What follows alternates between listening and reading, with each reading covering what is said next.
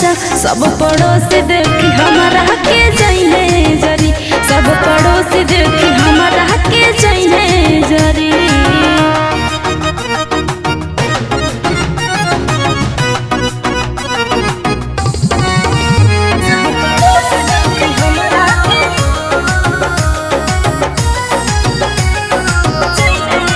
Geeta recording studio Newada Ambedkar Nagar. पेनी नैहर हम जहैबे राजा, सखी सहेली नहीं ले पई है मजा का बुझना हो। पेनी नैहर हम जहैबे राजा, सखी सहेली नहीं ले पई है मजा। कोरा पूरा यारे मान देता हमरा पे ध्यान, जवन कही बतिया रोजा लेता ना मान।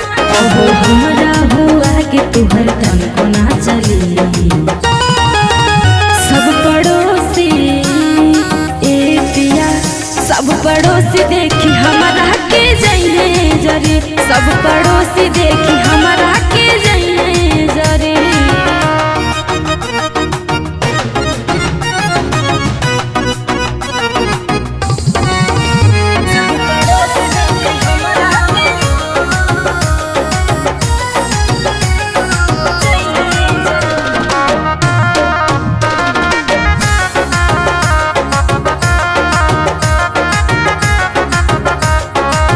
तोहर पे बाट पिया माया के भरोसा, मन बन बात पैब से जिया पर धोखा।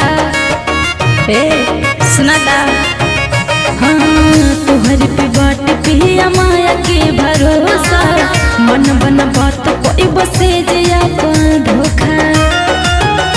एक बाटे नु सरधा पिया नाना पुराई, पैसा काम नहीं पड़ी दिल पिया हमर माई।